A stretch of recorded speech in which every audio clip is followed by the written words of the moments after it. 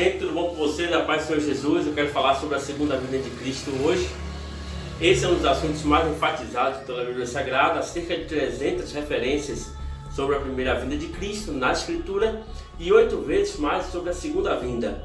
Ou seja, há mais de 2.400 referências sobre a segunda vinda em toda a Bíblia Sagrada. A segunda vinda de Cristo é o assunto mais distorcido e o mais desacreditado. Muitos falsos mestres negam que Jesus voltará. Outros tentam enganar as pessoas marcando datas, mas outros dizem crer na segunda vinda de Cristo. Os discípulos ficaram admirados com a magnificência do templo e Jesus diz que não ficará pedra sobre pedra, aquele majestoso templo de mármore branco, bordado de ouro, o terceiro templo de Jerusalém, um dos mais belos monumentos arquitetônicos do mundo, seria arrasado pelas mãos dos romanos 40 anos depois do terrível cerco de Jerusalém.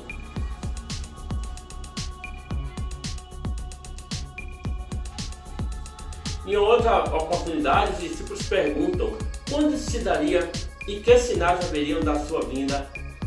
Essa resposta tem a ver com a destruição de Jerusalém e também com a segunda vinda, a consumação dos séculos, a destruição do templo. É um símbolo do que vai acontecer na segunda vinda. A segunda vinda de Cristo, a doutrina que recebe a maior ênfase em toda a Bíblia Sagrada. Há cerca de 300 referências à primeira vinda e 8 vezes mais à segunda vinda. Ou seja, há mais de 2.400 alusões da Bíblia segundo a segunda vinda de Cristo. Jesus prediz a iminente catástrofe de Jerusalém como um tipo de grande tribulação no final dos tempos. Sinais que mostram a graça. Jesus morreu para comprar aqueles que procedem de toda tribo, raça, povo, língua e nação. Apocalipse 5:9. A evangelização das nações é um sinal que deve preceder a segunda vinda de Cristo. A igreja deve aguardar e apressar o dia da vinda de Cristo. Não há uma promessa de que toda pessoa receberá uma oportunidade de ser salvo. Jesus está falando das nações do mundo. Está falando que cada uma dessas nações, em uma ou outra ocasião, durante o curso da história, ouvirá o Evangelho. Este Evangelho será um testemunho. Aqui não há promessa de segunda oportunidade. A história das missões mostra que o Evangelho tem se estendido do Oriente até o Ocidente. Primeiro de Constantino até Carlos Magno, as boas novas de salvação são levadas aos países da Europa Ocidental. Nesse tempo, os maometanos apagam a luz do Evangelho em muitos países da Ásia e África. Segundo, de Carlos Magno até Lutero, 800 a 1517, Noruega, Islândia, Groenlândia, são evangelizados e os escravos da Europa Oriental se convertem como um só corpo ao cristianismo. Terceiro, de 1517 até 1792. Originaram-se muitas sociedades missionárias e o Evangelho foi levado até o Ocidente. Quarto, de 792 até o presente, é o ano de 792 que o William Carey começa as missões modernas. A evangelização dos povos é ainda uma tarefa inacabada. Hoje, os meios de comunicação têm acelerado o cumprimento dessa profecia. Bíblias têm sido traduzidas, missionários têm se levantado. Podemos apressar o dia da vinda de Cristo. Por outro lado, existem sinais que já indicam oposição a Deus. A vinda de Cristo será precedida de um tempo de profunda angústia e dor. Esse tempo é ilustrado com o tempo do cerco de Jerusalém, onde o povo foi encurralado pelos exércitos romanos e foram mortos à espada. Esse tempo será abreviado por amor aos eleitos. A igreja não passará pela grande tribulação, assim eu acredito, assim a visão pentecostal acredita. Será o tempo de uma angústia muito grande, isso com certeza será. A perseguição religiosa tem estado presente em toda a história. Os judaizantes, os romanos, a intolerância romana, os governos totalitários, o nazismo, o comunismo, o islamismo, as religiões extremistas. No século XX, tivemos o maior número de mártires da história. Essa grande tribulação descreve o mesmo período. A apostasia, a manifestação da iniquidade, o pouco tempo de Satanás. Esse é um tempo angustiante como nunca antes houve na história. É significativo que o primeiro sinal que Cristo apontou para a sua segunda vinda tenha sido o surgimento de falsos messias, falsos profetas, falsos cristãos, falsos ministros, falsos irmãos, pregando e promovendo um falso evangelho nos últimos dias. Cristo declarou que o falso cristianismo vai marcar os últimos dias. Estamos vendo o surgimento do antigo gnosticismo, de um novo evangelho, de um outro evangelho, de um falso evangelho nesses dias, a segunda vinda de Cristo será precedida por um abandono da fé verdadeira. O engano religioso vai estar em alta, como está na verdade. Novas seitas, novas igrejas, novas doutrinas se multiplicarão. Haverá falsos profetas, falsos cristos, falsas doutrinas, falsos milagres. Vivemos hoje a explosão de uma falsa religião, o islamismo. Domina mais de 1 bilhão de pessoas. O catolicismo romano também tem 1 bilhão de seguidores. O espiritismo kardecista, os cultos afro-brasileiros proliferam-se. As grandes religiões orientais, budismo, hinduísmo, mantêm milhões de pessoas num berço de cegueira espiritual. As seitas orientais e ocidentais têm florescido com grande força. Os desvios teológicos são graves: liberalismo, misticismo, sincretismo. Os grandes seminários que fornecem teólogos e missionários hoje estão vendidos aos liberais. Muitas igrejas históricas já se renderam ao liberalismo. Há igrejas mortas na Europa, na América, no Brasil, vitimadas pelo liberalismo. Há aqueles que negam a ressurreição e dizem que os milagres são mitos. O misticismo está tomando conta das igrejas hoje. A verdade é torcida. A igreja está se transformando numa empresa, o púlpito num balcão, o templo numa praça de barganha, o evangelho num produto de consumo e os crentes em consumidores, infelizmente. A depravação moral, a iniquidade vai se multiplicar e o amor se esfriar. O mundo vai estar sem referência, perdido, confuso, sem balizas morais, sem norte ético. Vai existir a desintegração da família, a falência das instituições, o colapso dos valores morais e espirituais. O índice de infidelidade conjugal é alarmante, o índice de divórcio já passa de 50%, o homossexualismo é aplaudido, a pornografia tornou-se uma indústria poderosa, o narcotráfico afunda a juventude no pântano das drogas. A corrupção moral está presente nas cortes, as instituições estão desacreditadas, os parlamentares estão sem autoridade moral, a corrupção religiosa é alarmante, o sagrado está sendo vendido. A degradação moral pode ser vista, a chamada revolução sexual, o homossexualismo, a infidelidade, a falta de freios morais, a rendição às drogas, a juventude chafurdada em um atoleiro químico. Dissolução da família, divórcio do cônjuge e dos filhos, violência urbana, as cidades se tornaram campos de barbárie, a solidão no século da comunicação e da rapidez dos transportes, as pessoas estão morrendo de solidão, da janela virtual do mundo, a internet, o anticristo, o sacrilégio desolador de que fala Daniel, aplicou-se ao Antíoco Epifânio no século II a.C. e também as legiões romanas que invadiram Jerusalém em 70 d.C. para fincar uma imagem do imperador dentro do templo.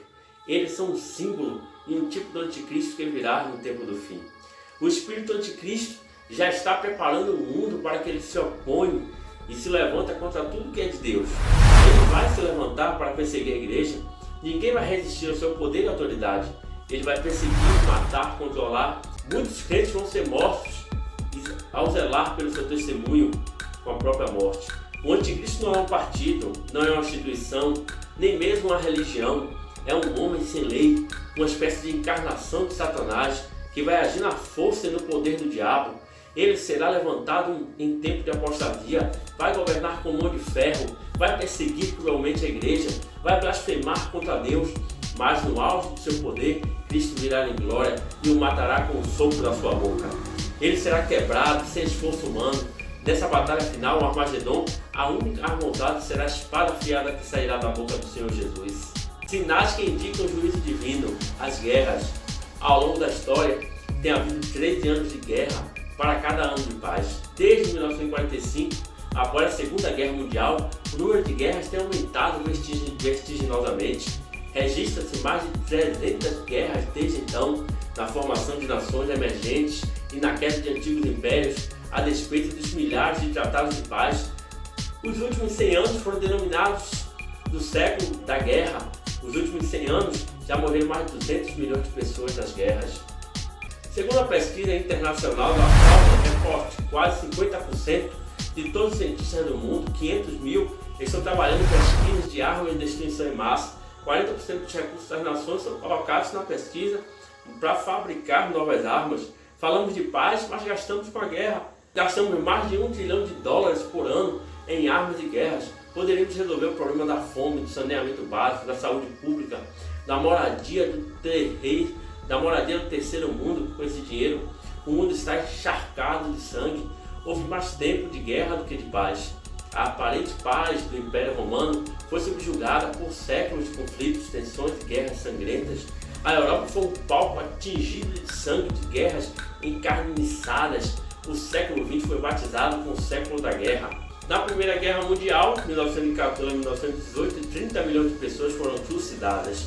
Ninguém podia imaginar que no mesmo palco dessa barbárie, 20 anos depois, explodisse outra guerra mundial, a Segunda Guerra Mundial, 1939 a 45, ceifou 60 milhões de pessoas, foi gasto mais de $1 trilhão. Hoje, falamos em armas atômicas, nucleares, químicas e biológicas. O mundo está em pé de guerra. Temos visto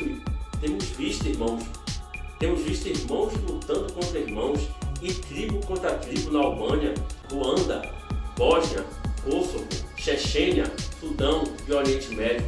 São guerras tribais na África, guerras étnicas na Europa, a Ásia, guerras religiosas na Europa. A cada guerra ergue-se um monumento de paz para começar outra encarniçada batalha. Os terremotos, de acordo com a pesquisa geológica dos Estados Unidos, de 1890 a 1930, houve apenas 8 terremotos medindo 6 pontos na escala Richter. De 1930 a 1960, houve 18. De 1960 a 1979, 64 terremotos catastróficos. De 1980 a 1996, mais de 200 terremotos dramáticos. O mundo está sendo sacudido por terremotos em vários lugares. Os tufões e os maremotos têm sepultado cidades inteiras desde o ano 79 d.C. No primeiro século, quando a cidade de Pompeia, na Itália, foi sepultada pelas cinzas do Vesúvio, o mundo está sendo sacudido por terremotos, maremotos, tufões, furacões, tempestades. Em 1755, 60 mil pessoas morreram por terrível terremoto em Lisboa. Em 1906, um terremoto avassalador destruiu a cidade de São Francisco, na Califórnia. Em 1920, a província de Gansu, na China, foi arrasada por um terremoto. Em 1923, Tóquio foi devastado por outro terremoto. Em 1960, o Chile foi abalado por um terremoto que deixou milhares de vítimas. Em 1970, o Peru foi arrasado por um imenso terremoto. Nos últimos anos, vimos o tsunami na Ásia invadindo com ondas gigantes cidades inteiras. O furacão Katrina deixou a cidade de Nova Orleans debaixo d'água. Dezenas de outros tufões, furacões, terremotos, maremotos têm sacudido os alicerces do planeta Terra, destruído cidades, levado milhares às penas de morte. No século XX, houve mais terremotos do que em todo o restante da história. A natureza está gemendo e entrando em confusão. O aquecimento do planeta está levando os polos a um derretimento que pode provocar grandes inundações. Apocalipse 6 fala que as colunas do universo são todas abaladas. O universo entra em colapso, tudo que é sólido é balançado. Não há refúgio nem esconderijo para o homem em nenhum lugar do universo. O homem desesperado busca fugir de Deus, esconder em suas cavernas e procurar a própria morte. Mas nada nem ninguém pode oferecer refúgio para o homem. Ele terá que se enfrentar com a ira de Deus. Quando Cristo vier e os céus se desfazerem em estrépido, estrondo, Deus redimir a própria natureza do seu cativeiro. Nesse tempo, a natureza vai estar harmonizada. Então as tensões vão acabar. A natureza será totalmente transformada.